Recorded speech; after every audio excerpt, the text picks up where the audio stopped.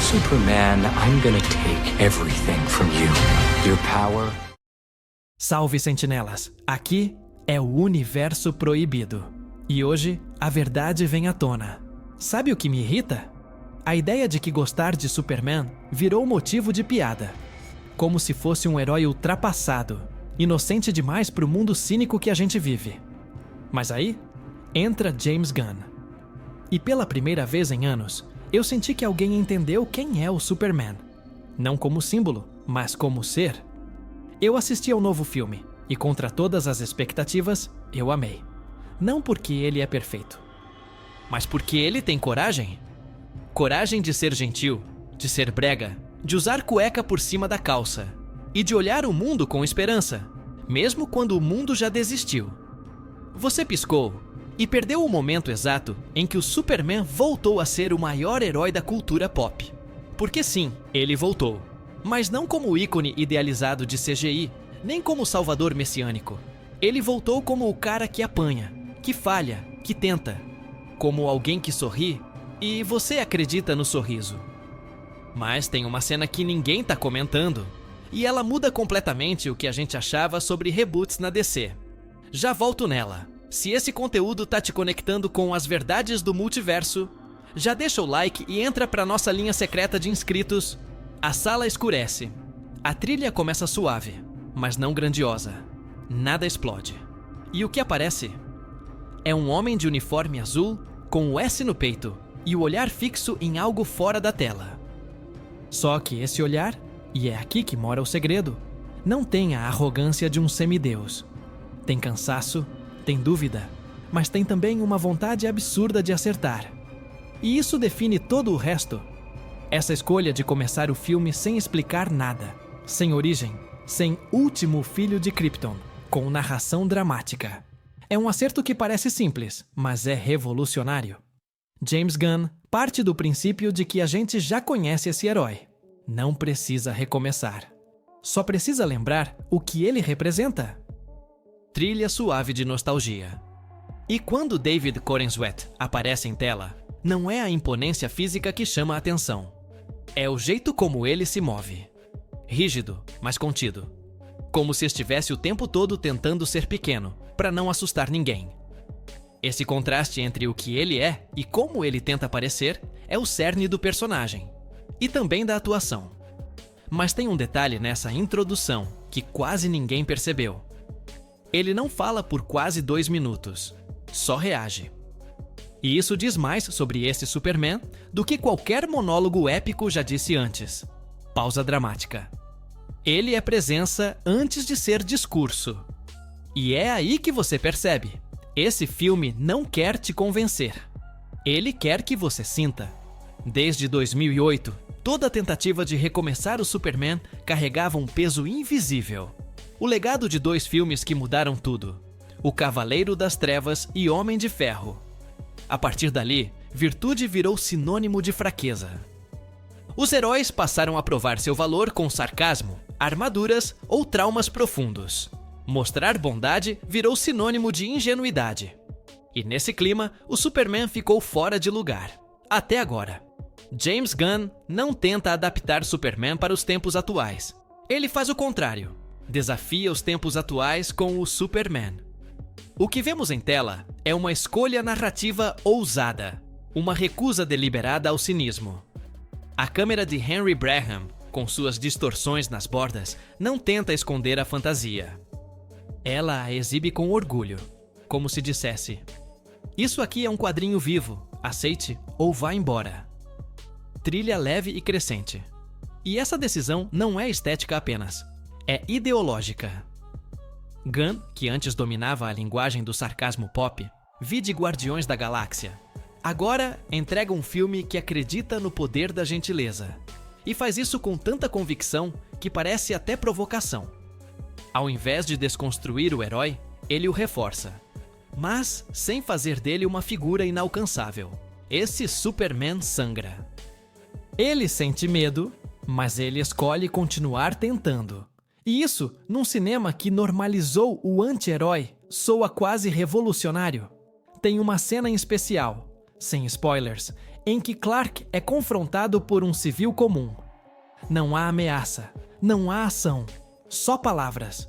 E ali, no desconforto daquela conversa, Gunn revela o coração do filme. Superman não está aqui para ser adorado. Ele está tentando ser aceito, como imigrante, como estranho, como símbolo. Zoom lento no rosto do personagem. E o mais curioso? Gunn, que sempre foi associado ao caos, entrega sua obra mais contida. Ele não esconde as cores, não suaviza os temas, não pede desculpas por acreditar em algo puro. Essa coragem silenciosa, quase ingênua, é o que transforma esse filme num divisor de águas dentro do DCU. Mas tem um personagem que deveria ser o alívio cômico. E acaba sendo o maior espelho da dor silenciosa do herói. Já chego nele. Muita gente vai sair do cinema achando que o cachorro do Superman é o toque fofo do filme. Um aceno ao público mais novo. Mas isso é só superfície. Krypto não é uma distração. Ele é metáfora. E carrega uma tensão que quase ninguém percebeu. Logo nas primeiras interações entre Kal-El e o cão, o que salta aos olhos não é afeto. É incômodo. Superman tolera Krypto, mas nunca relaxa na presença dele. E isso destoa radicalmente do que vimos em animações como Superman, The Animated Series, ou nos quadrinhos de linhas mais leves como DC Super Pets. No filme de James Gunn, Krypto é o elo com algo que Clark preferia esquecer: o lado bruto da sua herança kryptoniana. Segundo o próprio Gunn, em entrevistas, a ideia de incluir Krypto veio de uma lógica quase John Wick. O que o herói está disposto a fazer para proteger quem ama. Mas o filme subverte isso. Porque Krypto não é a vítima. Ele é o espelho. E um espelho que Clark não gosta de encarar. Em algumas cenas, a simples presença do cão gera ruído emocional. O olhar de Clark endurece. Sua postura se fecha, como se Krypto revelasse algo indomado dentro dele. Algo mais animal, menos humano. E essa camada funciona como contraponto ao esforço constante do Superman em parecer compreensível, confiável, domesticado. Essa relação conturbada também tem ecos nas HQs. Na fase All-Star Superman, escrita por Grant Morrison, Krypto representa inocência. Mas aqui, ele representa instinto. Representa o que Clark poderia ser se parasse de tentar tanto. E é justamente por isso que ele não consegue amá-lo por completo.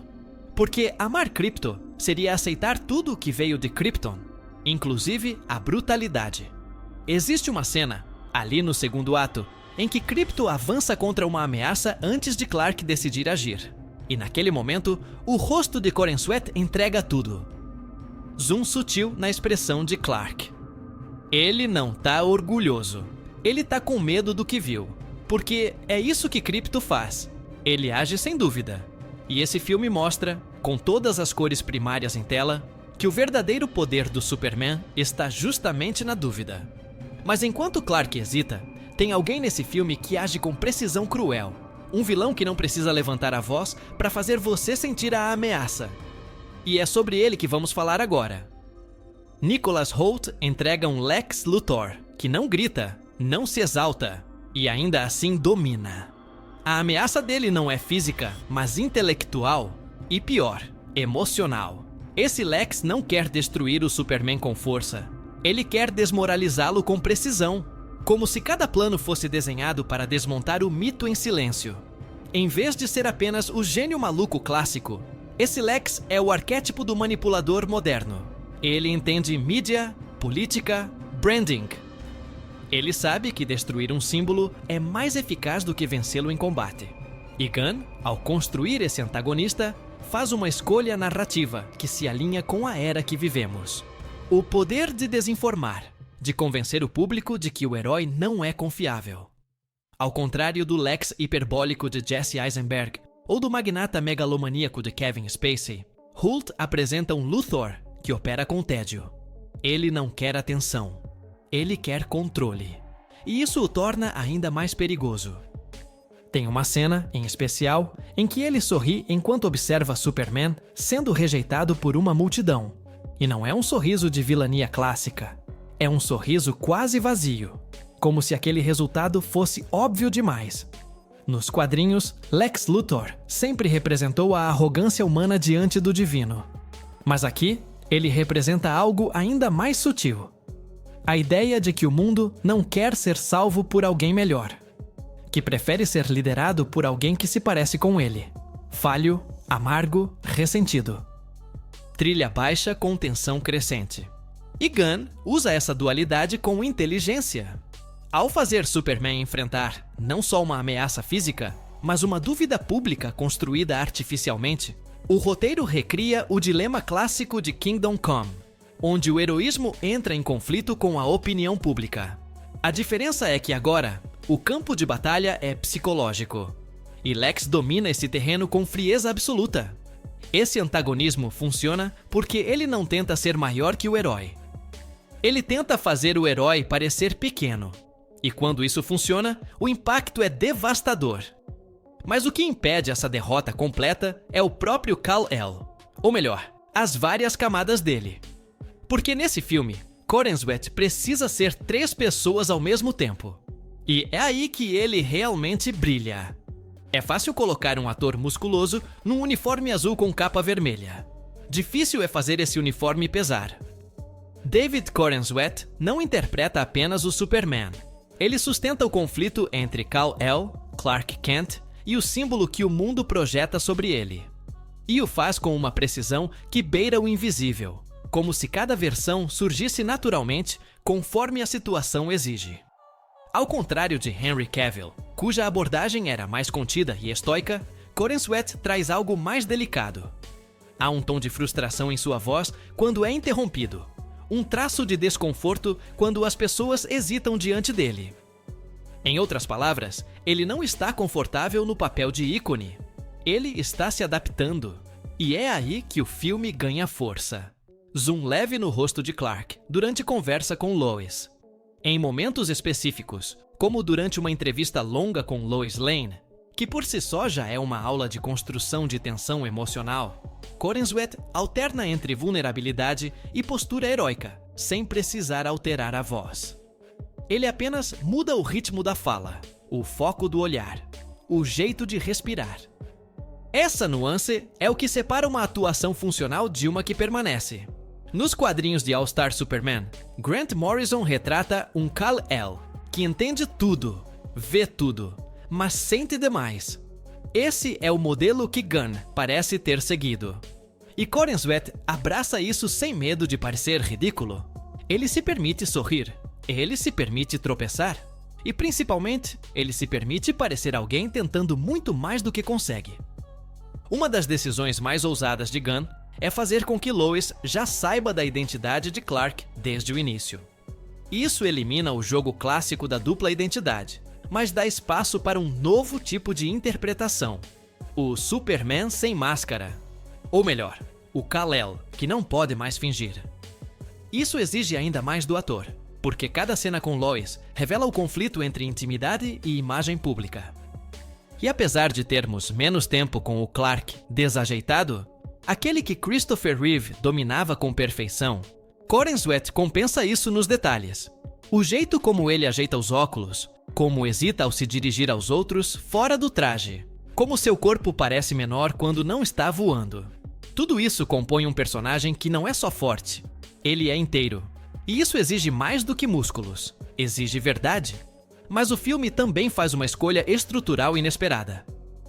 Em vez de nos contar a origem, ele nos joga direto no meio de um universo que já existe. E isso pode parecer confuso à primeira vista, mas revela algo muito mais inteligente. Já explico. James Gunn não começa seu Superman do zero. Ele parte do meio. Não há cena de Krypton explodindo, nem os Kent encontrando a nave no milharal. Quando o filme começa, Clark já é o Superman. E o mundo já é um lugar onde meta-humanos existem há séculos. Essa escolha é intencional e profundamente simbólica. O que Gunn faz aqui é um tipo específico de narrativa chamado in media res, comum em grandes epopeias. A história começa no momento de maior tensão, como se todo o resto já estivesse implícito. E funciona porque o público não precisa mais ser convencido da origem. Precisa ser lembrado do impacto. Em vez de reconstruir o mito, o filme reativa o afeto. E isso tem um efeito direto na imersão. Trilha suave com piano leve. Visualmente, essa abordagem reforça a sensação de que estamos assistindo à segunda temporada de algo que nunca vimos, mas que já conhecemos. As cores, os ângulos, até o ritmo das cenas remetem à iconografia clássica do Superman. E isso cria um paradoxo curioso. É um reboot, mas soa como uma continuação do que a gente queria que tivesse sido feito antes. Referências não faltam. Há ecos dos filmes de Richard Donner, do tom afável de Smallville, da maturidade de Man of Steel e até da animação dos Fleischer Brothers, com sua estética anos 40 reinterpretada em widescreen. Mas tudo isso aparece como base emocional, não como citação vazia. São camadas que se somam ao invés de competir entre si. O resultado é um universo que parece já vivido, já testado, mas ainda em formação. E isso dialoga diretamente com a proposta do novo DCU. Não é um hard reboot. É um soft reboot com consciência de legado. Ele não apaga o passado. Ele o assume, filtra e refina. E aqui entra o detalhe mais interessante. Ao confiar que o público conhece o básico, Gunn transfere a responsabilidade da conexão para o espectador. Não há exposição forçada. Não há cenas didáticas. E isso exige mais atenção, mas também entrega mais recompensa. Porque quando a emoção chega, ela não vem explicada. Ela vem sentida. Só que nem tudo acerta. Há momentos em que essa estrutura ambiciosa cobra um preço. E é sobre isso que a gente precisa falar antes de concluir o que esse filme realmente representa. Mesmo sendo um dos filmes mais emocionalmente ressonantes do gênero em anos, o Superman de James Gunn não é imune a ruídos. E alguns deles vêm justamente de decisões autorais que, embora corajosas, criam pequenas fraturas na experiência. O primeiro ponto está na ausência de mais tempo com o Clark Kent disfarçado.